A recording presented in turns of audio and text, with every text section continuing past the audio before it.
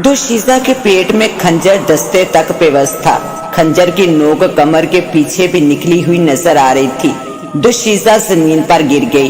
इसकी दिल खराश चीखें जमीन व आसमान को हिलाने लगी कि फिर अचानक वो दुशीजा खंजर समेत उठ खड़ी हुई और मुस्कुराने लगी। दिलो दिमाग पर लरसा तारी करती एक आत्मा की पूरा हैबत खौफनाक अनोखी कहानी।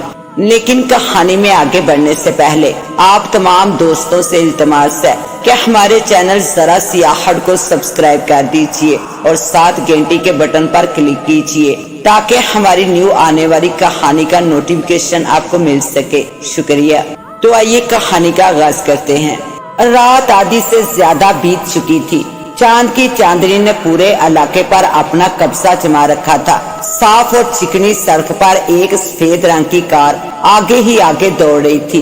कार में 3 नौजवान लड़के थे।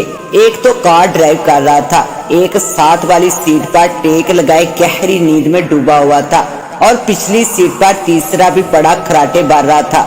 जो कार चला रहा था वो सिगरेट के गहरे गहरे कश ले रहा था। इसने अपनी साइड का शीशा थोड़ा सा खुला छोड़ा था ताकि ठंडी हवा के झोंके इसे सोने ना दे। वैसे तो इस काम में सिगरेट भी मदद दे रही थी। आखिर ओटी गांव है कहाँ? ड्राइविंग सीट पर बैठा हुआ नौजवान बड़बड़ाया। कार की स्पीड इस वक्त अपने अरूज पर थी। इनका तो अब भगवान ही मालिक है। ड्राइविंग करता हुआ नौजवान सीट पर सोए हुए नौजवान की तरफ देखते हुए बोला। इसने गर्दन घुमाकर पिछली सीट वाले साथी पर नजर डाली और फिर गर्दन सीधी की। सामने एक गीदड़ तेजी से सड़क पार कर रहा था। बदहवासी में नौजवान ने ब्रेक पर जोर से पैर रख दिया। गाड़ी की स्पीड बहुत तेज थी। इतनी जबरदस्त ब्रेक लगाने के बावजूद गीदड़ बच ना सका। वो जबरदस्त तरीके से गाड़ी से टकराया और उड़ता हुआ काफी दूर जा गिरा। कार चीखती हुई सड़क के दरमियान घूम गई। दोनों सोते हुए नौजवान बुखलाते हुए और चीखते हुए उठ बैठे। सुनील, क्या हुआ? साथ वाली सीट पर बैठा नौजवान अपने दिल पर हाथ रखते हुए हिकलाकर बोला। इसने अपनी सीट सीधी की। वो गाड़ी के सामने अचानक एक गीदड़ आ गया था। सुनील ने धड़कते दिल के साथ वजह बयान की। अरे तू इसमें इतनी जबरदस्त ब्रेक लगाने की क्या जरूरत थी? ख्वामख्वाह नींद से जगा दिया। पिछली सीट पर बैठा हुआ नौजवान मुंह बनाते हुए बोला। वो बस बदहवासी में ऐसा हो गया। अच्छा चलो अब तो गाड़ी ड्राइव करो। भगवान की कसम मेरा दिल ऐसा हो रहा है जैसे अभी पसलियां तोड़कर बाहर निकल आएगा। साथ वाली सीट पर बैठा हुआ नौजवान बोला। रंजीत, ये भगवान की कृपा है कि कुछ आप शुगर नहीं हुआ, वरना मैं बदहवासी में गाड़ी सड़क से नीचे उतार देता और गाड़ी किसी दरख्त से भी टकरा सकती थी। सुनील अपनी सांस बहाल करते हुए बोला। बिल्कुल। रंजीत ने लफ्ज को लंबा किया। अच्छा चल तू ऐसा कर, मेरी सीट पर आ जा। गाड़ी अब मैं ड्राइव करता हूँ। सुनील ने इस बात में सर हिला दिया। थोड़ी देर बाद गाड़ी फिर चल पड़ी। अब ड्राइविंग सीट पर रंजीत और साथ वाली सीट पर सुनील बैठा हुआ था। गाड़ी मरे हुए गीदड़ के पास से गुजर गई। यार ये ओटी गांव का सफर अभी कितना बाकी है? पिछली सीट पर बैठा नौजवान बेजारी से बोला। मेरे अंदाजे से थोड़ा ही रह गया है। सुनील पीछे देखता हुआ बोला। ऐसा करो कहीं गाड़ी रोककर किसी से पूछ लो। पिछली सीट वाला नौजवान बोला। मशवरा तो अच्छा है रोहित, मगर यहाँ गाड़ी रोककर क्या दरख्तों से पूछूं? सुनील ने कहा तो रंजीत एक जोरदार कहका लगाकर हंस पड़ा और रोहित बुरे बुरे मुंह बनाने लगा। वैसे इस दफा तूने तफरीह के लिए ओटी गांव ही क्यों चुना? बस किसी से सुना था कि बड़ा सुंदर गांव है। सुनील खोए खोए लहजे में बोला। अरे वो देखो सामने एक मंदिर है। रंजीत इनकी तवज्जो सामने करवाते हुए बोला। सामने वाकई एक मंदिर मौजूद था। ऐसा करते हैं मंदिर की तरफ चलते हैं, भगवान के दर्शन भी हो जाएंगे और पंडित से ओटी गांव का रास्ता भी मालूम कर लेंगे। सुनील मशवराना लहजे में बोला। ये बात तो तुमने समझदारी की है सुनील। रंजीत ने गाड़ी मंदिर वाले रास्ते पर डाल दी। मंदिर के लिए कच्चे रास्ते पर जाना था और कुछ ही फासले पर मंदिर की सीढ़ियां थी। रंजीत ने मंदिर की सीढ़ियों के पास ले जाकर गाड़ी रोक दी। तीनों गाड़ी से नीचे उतरे और मंदिर की सीढ़ियां चढ़ने लगे। मंदिर में दाखिल होते रंजीत ने मंदिर की छत से लटका हुआ घंटा बजा दिया और आगे बढ़कर तीनों ने भगवान के सामने हाथ जोड़ लिए। क्या कष्ट है बालिक, अचानक तीनों के कानों में एक मर्दाना आवाज पड़ी तो तीनों ने चौंक कर आंखें खोल दी और घूमकर देखा सामने एक पंडित खड़ा था। नमस्ते पंडित जी, वो तीनों एक जुबान होकर बोले। नमस्ते, पंडित ने मुस्कुराते हुए जवाब दिया। पंडित जी, यहाँ से ओटी गांव कितना दूर है? सुनील के इस सवाल पर पंडित मुस्कुराया और बोला, बल्कि तुम तीनों इस समय ओटी गांव के मंदिर में मौजूद हो। ओटी गांव की शुरुआत मंदिर से ही होती है, लेकिन तुम लोग किस कारण ओटी गांव आए हो? पंडित ने इन सब से पूछा। दरअसल पंडित जी, हम तीनों यहाँ सैरो तफरीह के लिए आए हैं, सुनील ने वजह बताई तो पंडित ने इस बात में सर हिलाया। बालिक, इस समय आधी रात हो गई है, तुम्हें यहाँ रहने के लिए जगह नहीं मिलेगी। गांव में एक छोटी सी सराय है, वो भी इस समय बंद हो गई, पंडित ने इनको बताया। कोई बात नहीं पंडित जी, हम रात गाड़ी में ही गुजार लेंगे, आपका बहुत धन्यवाद। नहीं बालिक, तुम इस समय इस गांव में मेहमान हो और मेहमान के साथ अच्छा सलूक करना चाहिए। तुम तीनों ऐसा करो, मेरा घर पास ही है, तुम वहाँ रात गुजार लो और सुबह बस्ती चले जाना। पंडित हमदर्दाना लहजे में बोला। नहीं नहीं पंडित जी, आपका बहुत बहुत शुक्रिया, हम आप पर बोझ नहीं बनना चाहते। रोहित तेज लहजे में बोला। बोझ कैसा बालिक, सिर्फ आधी रात की तो बात है, सुबह वैसे ही तुम लोग बस्ती चले जाओगे, पंडित ने मुस्कुराते हुए कहा। तो सुनील मुस्कुराकर बोला, चलिए जैसे आपकी मर्जी, आओ मेरे साथ, पंडित ने कहा और मंदिर की उतरती सीढ़ियों की तरफ बढ़ा। वो गाड़ी पहले से ही लॉक कर चुके थे। पंडित का घर मंदिर के पीछे ही था। ओटी गांव का रास्ता दरख्तों के बीचों बीच बना हुआ था। लगता था गांव का सारा रास्ता कच्चा ही था। पंडित ने अपने घर का दरवाजा खोला। तुम तीनों यहीं सो जाओ और मैं मंदिर सो जाऊंगा, पंडित ने मुस्कुराते हुए कहा। पंडित जी, आप हमारे लिए इतना कष्ट ना उठाइए, अभी रंजीत ने इतना ही कहा था कि पंडित ने कहा, कोई कष्ट नहीं, मुझे तो खुशी मिलेगी, अब तुम लोग मजे से सो जाओ। इतना कहकर पंडित मंदिर की तरफ बढ़ गया। बड़ा अच्छा पंडित है यार, रोहित मुस्कुराते हुए बोला। बिल्कुल अपना घर एक रात के लिए हमारे हवाले कर गया, रंजीत ने मुस्कुराते हुए कहा। तो दोनों एक जोरदार कहका लगाकर हंस पड़े। रात 2:30 या 3 बजे का वक्त था जब अचानक सुनील की आंख खुल गई। वो एक निस्वानी चीख थी जिसने इसे उठने पर मजबूर कर दिया था। वो चटाई पर उठकर बैठ गया। पंडित का घर सिर्फ एक कमरा था जिसमें अकलौती खिड़की थी। फर्श पर चटाई बिछी हुई थी और एक ट्रंक था जिसमें यकीनन पंडित के कपड़े वगैरह ही होंगे। सुनील खिड़की के पास आया। खिड़की के छोटे छोटे फट थे। सुनील ने एक फट खोला। बाहर मुकम्मल तौर पर वीरानी छाई हुई थी। अरे बाहर तो कुछ भी नहीं, फिर वो चीख किसकी थी?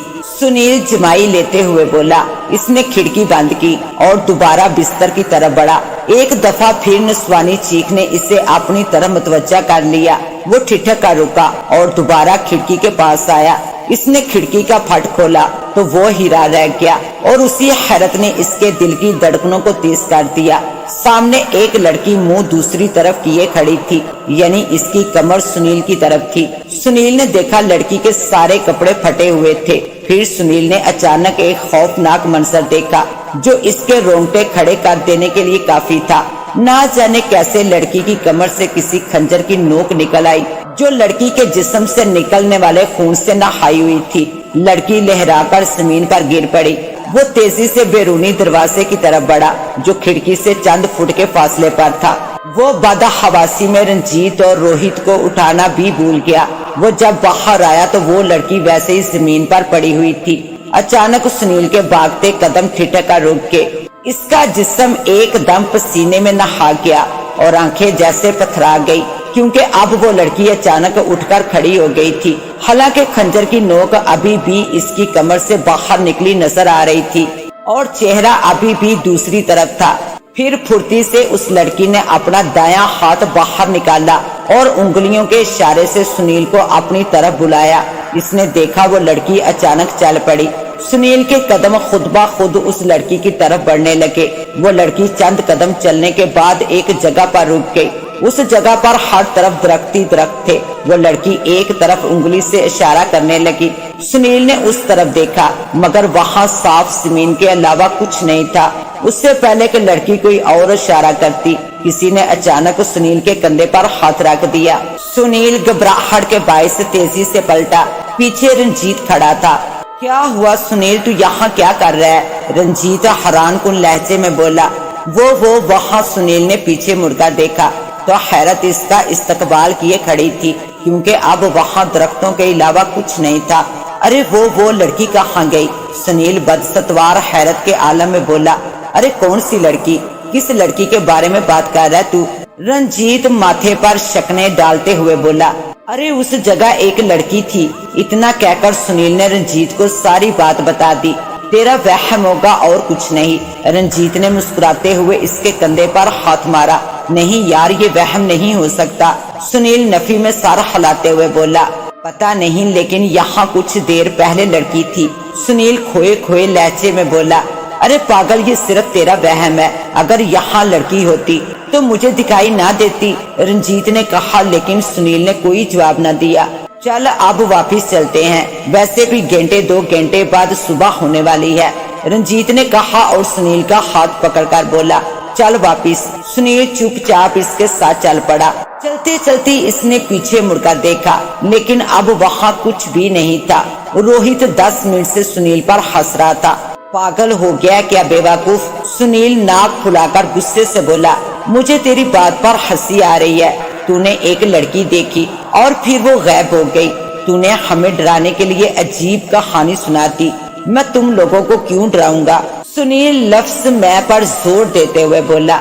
मैं भगवान की कसम खाकर कहता हूँ, मैंने एक लड़की को देखा था जिसके पेट में अचानक खंजर लगा, वो जमीन पर गिर पड़ी। मैं जब पंडित के घर से बाहर निकला तो वो लड़की एकदम उठकर खड़ी हो गई। हालांकि खंजर उस वक्त भी इसके पेट में बेबस था। वो फिर एक तरफ चल पड़ी और एक जगह रुककर मुझे इशारा देने लगी। इससे पहले कि मैं कुछ समझता, रंजीत वहाँ आ गया। मैं रंजीत की तरफ मुतवज्जा हो गया। मैंने जब दोबारा उस तरफ देखा तो लड़की वहाँ से गायब थी। सुनील ने दोबारा रात वाली कहानी इनके सामने दोहरा दी। सुनील, अगर वहाँ कोई लड़की होती तो मुझे भी नजर आती। रंजीत ने रोहित का साथ दिया। बाबूजी नाश्ते में क्या पसंद करेंगे? एक छोटी सी उम्र का लड़का इन तीनों की चारपाई के करीब आकर बोला। वो तीनों उस वक्त ओटी गांव के छोटे से होटल में मौजूद थे। रंजीत ने इस लड़के को आर्डर दिया और वो लड़का इस बात में सर हिलाकर चला गया।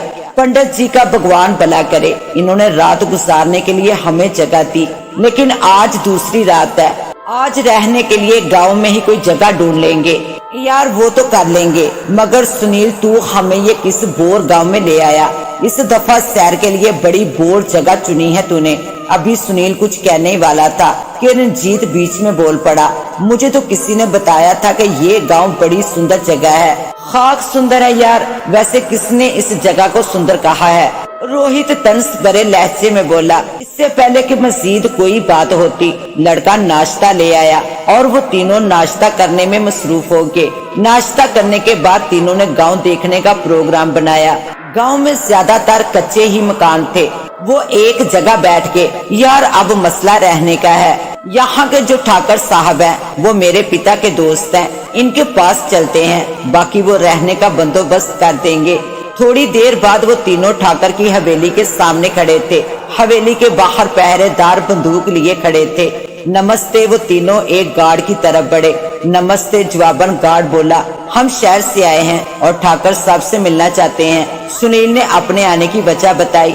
कोई काम है ठाकर साहब से? गार्ड ने इनसे पूछा। जी हाँ, इनसे कहना शहर से रमेश का बेटा आया है, सुनील ने कहा। तो गार्ड ने इस बात में सर हिलाया और हवेली का छोटा दरवाजा खोलकर अंदर चला गया। थोड़ी देर बाद वो वापस आया। ठाकर साहब आपकी राह तक रहे हैं, गार्ड ने कहा। तो तीनों गार्ड की रहनुमाई में हवेली में दाखिल हो गए। इन्होंने देखा हवेली अंदर से काफी शानदार थी।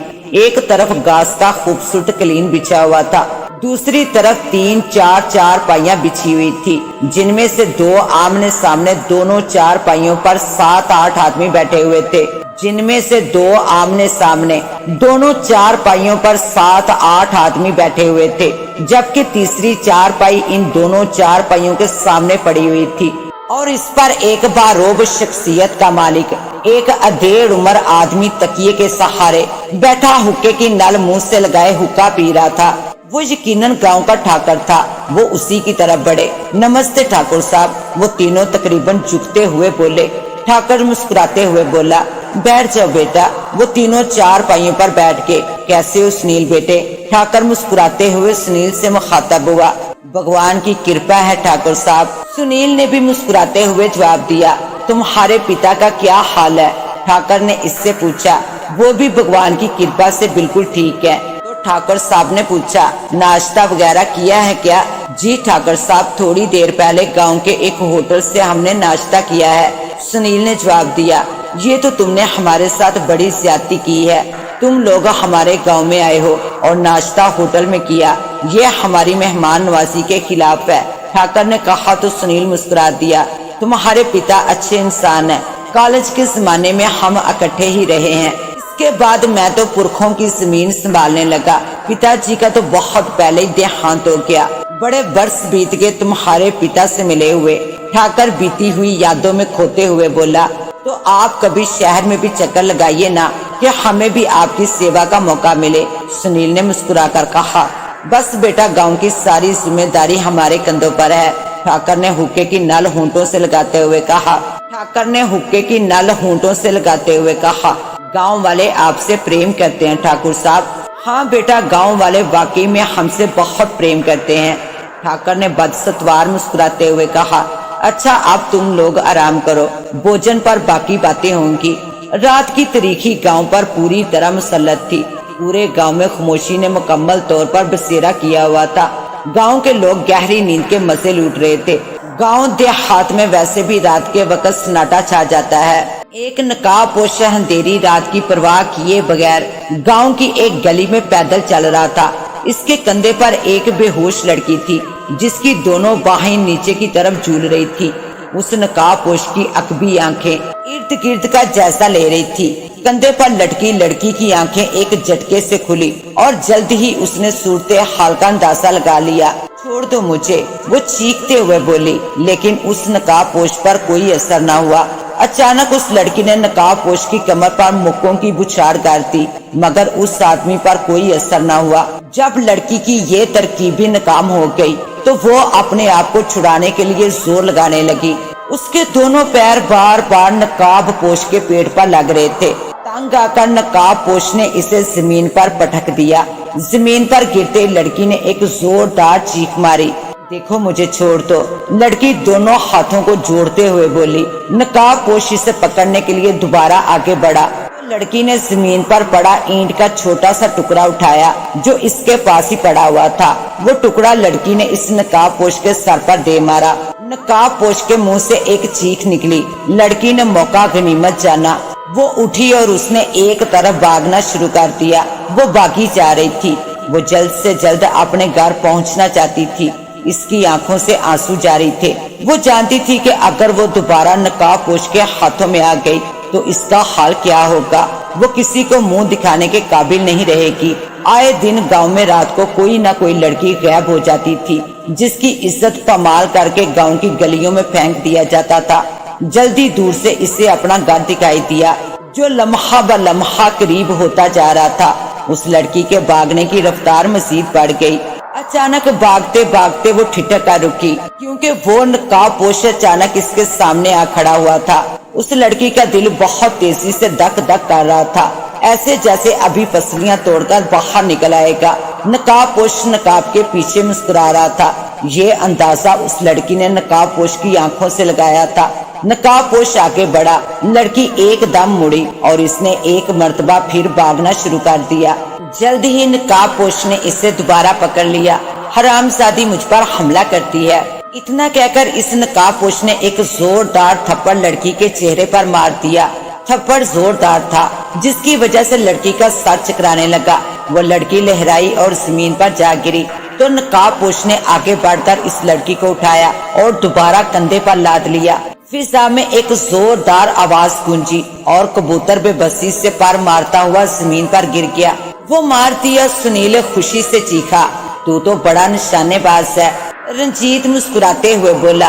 गांव की कुंवारी लड़कियां इन्हें गुस्से से घूर रही थी। बज़ाहिर इन्हें सुनील का कबूतर को मारना पसंद नहीं आया था।